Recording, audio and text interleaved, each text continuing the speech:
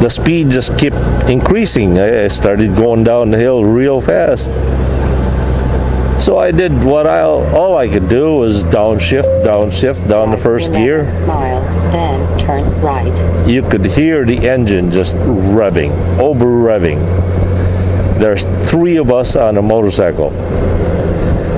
And it just keeps going down and down and down. And I tell you what, the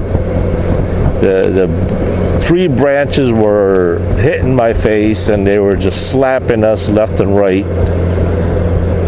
And the only thing that I could think of was to reach for the emergency kill switch to turn off the engine. Now in the Philippines, motorcycles are not set up like here in the United States. When you turn the key, the light is on. In the Philippines, headlights are not required during daytime. So keep that in mind.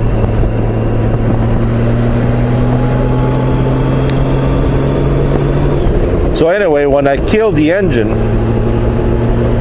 guess what? It still kept on going, and it made it worse because without the engine on,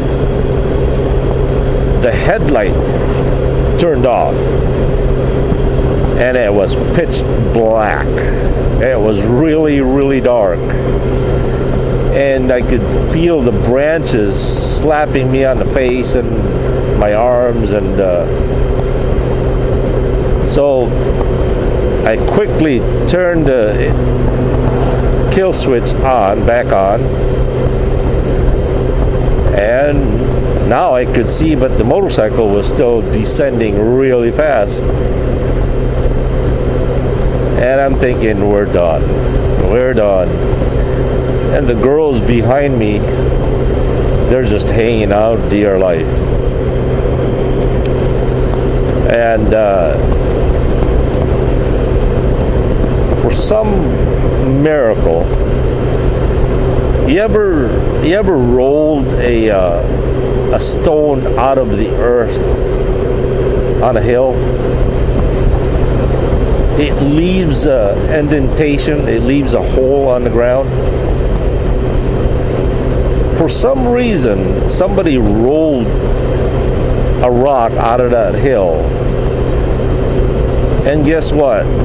The rear tire of the motorcycle got caught on that hole, and it was just perfect. It was the same diameter, and it sunk right exactly on that hole. And so, boy, we came to a complete stop. Sooner we realized that there was a cliff about, I'd say 20 feet in front of us was a cliff. If it wasn't for that hole on that ground, we would have gone over the cliff. I tell you, we just sat there for 10 minutes, nobody said a word. We couldn't believe it. By the way, I ended up marrying one of those girls.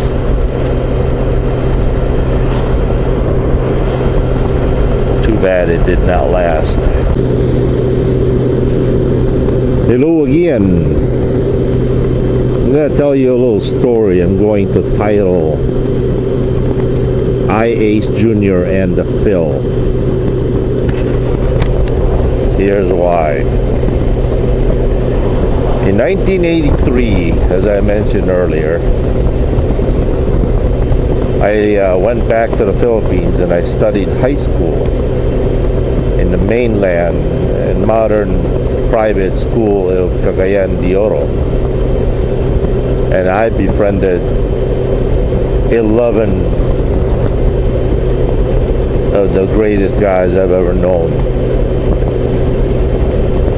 And in high school, one of the biggest influence of our group is a small little boy named, you'll never guess it, his name is Big Boy. He was the smallest guy in the group, but for some reason his voice carried a lot of weight, a lot of influence. He was not designated the leader of the group. Nobody was. Everybody was equal, but I guess one is more influential than the other. Anyway, Big Boy came up with the name of our group. The I as in letter I, Ace as in, you know, the flying ace, JR, Junior, the IAS Junior. All of those letters are either, yeah, those are all first initials of our name. For example, I, his real name was not Big Boy, it was Emilio. And so that's what the I was, Emilio, and then the A was Ariel and Altimio, and you know, C was Christopher, E was Edwin, and remember there were 12 of us, and of course the J, there were 2 of us Johns in the group. And so Big Boy came up with the name IAS Junior. First it was named the Cold Fire Band. We even had a t-shirt printed where an ice cube was on fire. Kind of, I don't know how he came up with it, but supposedly the source of the fire was the ice cube, and on top of the ice cube was a flame, and on top of the flame was a skull on fire, and it was called the the Cold Fire Band. That's what it was named, the Cold Fire Band. And then later on it just died into the IAS Junior. Until today, that is the name of the group, IAS Junior. In fact, today our kids still hang out with each other, and it seems like the tradition has continued. Anyway, the story is about the IAS Junior and the Phil, because this is really the point of the story. You see, the Phil was Philip Pirone, was an American Rotary exchange student from Farmingdale, Long Island. And it so happened that Phil's Rotary exchange student in 500 feet keep left was a classmate of mine in high school. And in 0.2 miles turn right. So me and Phil became friends. In 500 feet, turn right.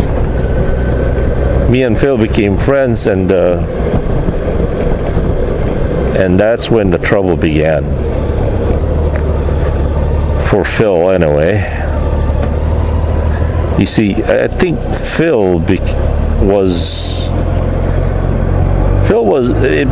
belonged to a prominent family, I think, in 0.2 miles, turn left.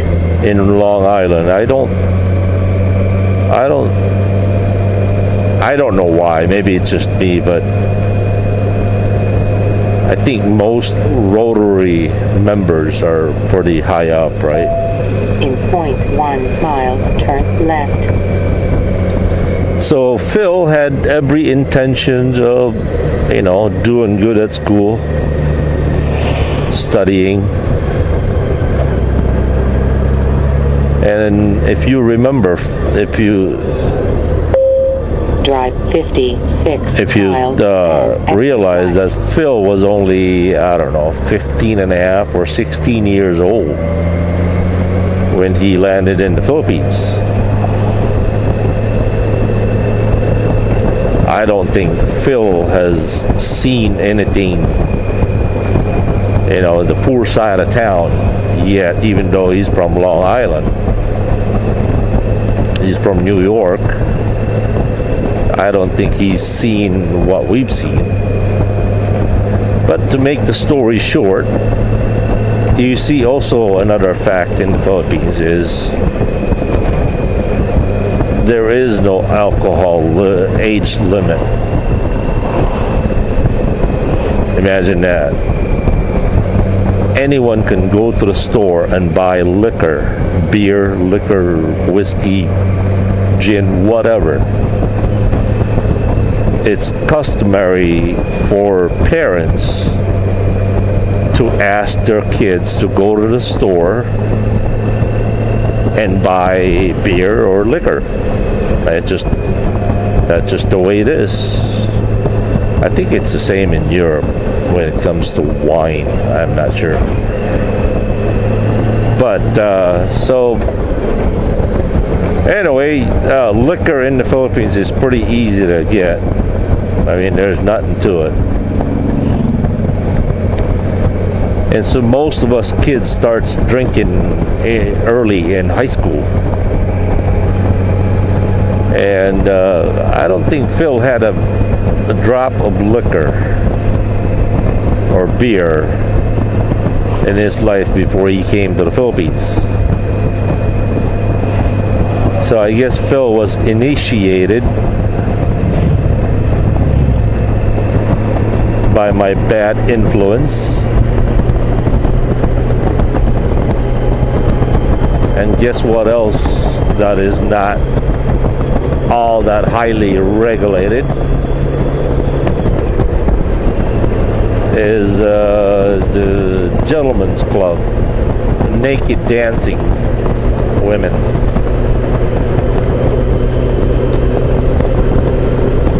And if it was regulated, either I could bribe somebody or knew somebody who could get me in.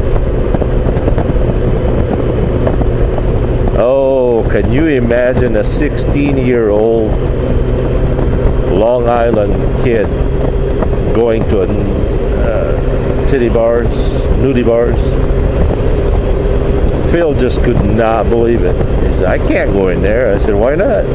I'm only 16. I said, well, so what? So Phil went in, and I think he never came out the same.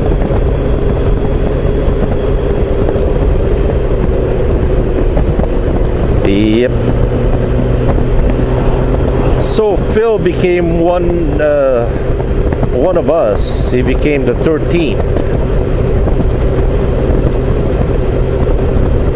He went everywhere where we went. We climbed mountains, camping, getting drunk, and doing all kinds of stupid stuff. As I remember, Phil was a very, very picky eater. But when Phil landed in Camiguin Island, there was nothing there. The house was dark, there's no food. You ate whatever was on the table or you starved. I tell you what, Phil learned real quick to eat fish. You get it? Island fish. Fish for breakfast, fish for lunch, fish for dinner, fish for snacks.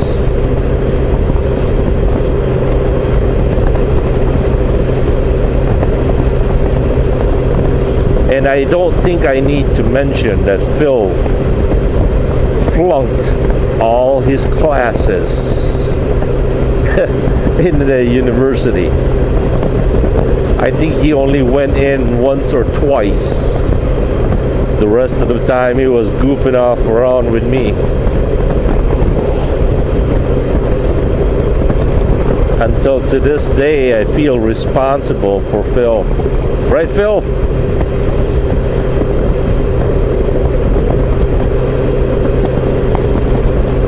So Phil probably got yelled at by his parents, got yanked out of the Philippines earlier, and sent home to Long Island.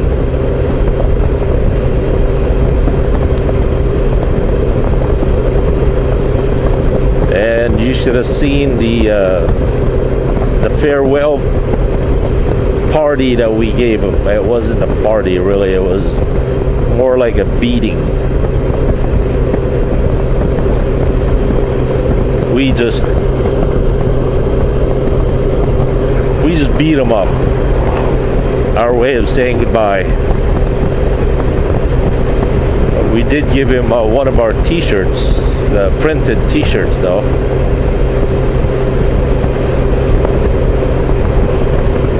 So Phil went back to Long Island, and that was that. This was back in 1987, I believe, 1988. And by 1990, that's when I came over. That's when I got my U.S. passport. That's when I became a U.S. citizen. And I came back here and I managed to trace Phil in Long Island.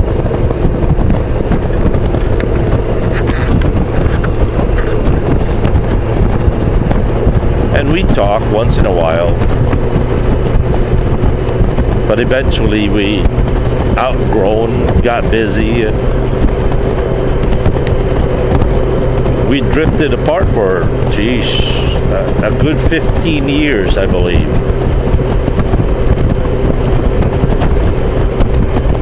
And then Facebook came along, and there he was. IAS Junior and the Phil showed up.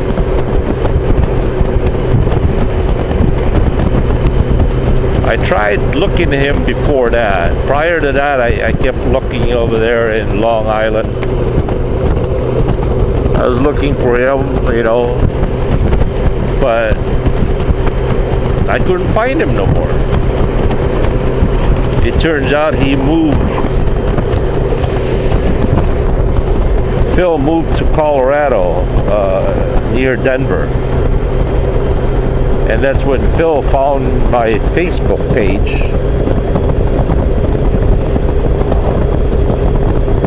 And I guess he works for Napa Auto Store now. Got 2 kids. Single dad.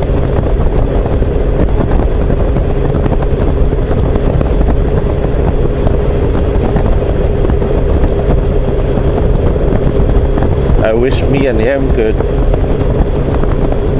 afford to go back to the Philippines and have a grand reunion. That would be so nice.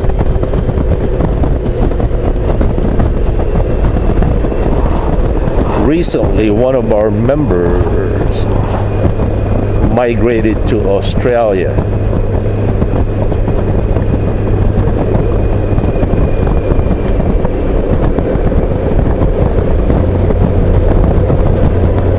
And by the grace of God, we're all about 45 years old. 46, I think, is the oldest. By the grace of God, we're all alive. No one has gone to jail. Everybody's married, got kids, and it would be so great if we could get together. I've always dreamed of possibly, like winning a lottery, and I would build a kind of like a subdivision, a big kind of a circle place. Imagine a round building, 12 or 13 houses in a circle, and the backyard will be shared with everybody, and it's a round backyard. So the center of the backyard would it'd be everybody's backyard, and I tell you, that would be so awesome to have a setup like that where all your best friends you're just neighbors, and then on weekends or in the afternoons do your barbecuing and cooking, and kids playing right there by the backyard. And I've always prayed that our kids would continue the legacy.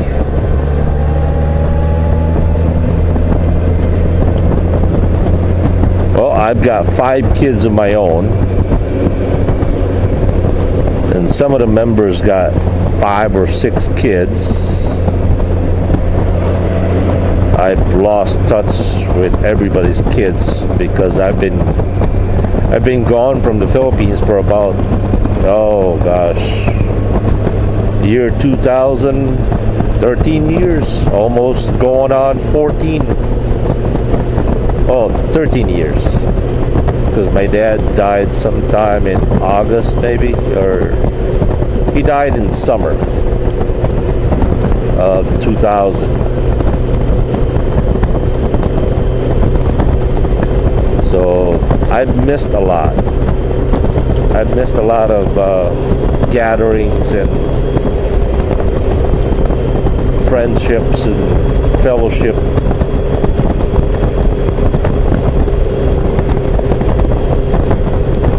But anyway, can you imagine if each and every one of us had the average of 4 to 5 kids? And I think the eldest of the kid in our group is already married.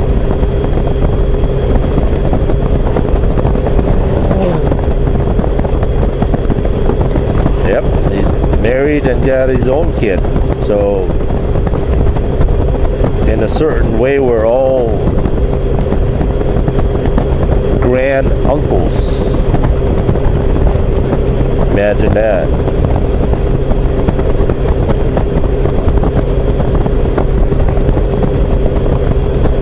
I've always thought that if there was anything in my life that I was so blessed with,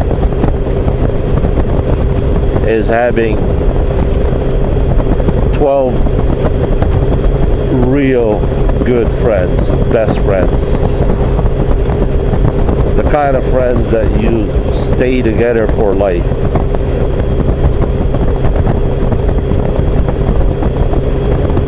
Even though we're worlds apart right now. But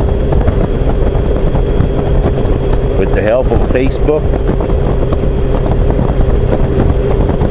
it's almost as if time stood still.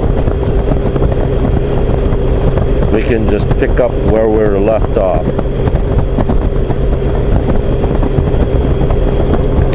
And that is the story of the IAs and the Phil. Philip Pirone. There's a lot more to that story, but gosh, trying to remember the details of the younger days is getting harder and harder each year.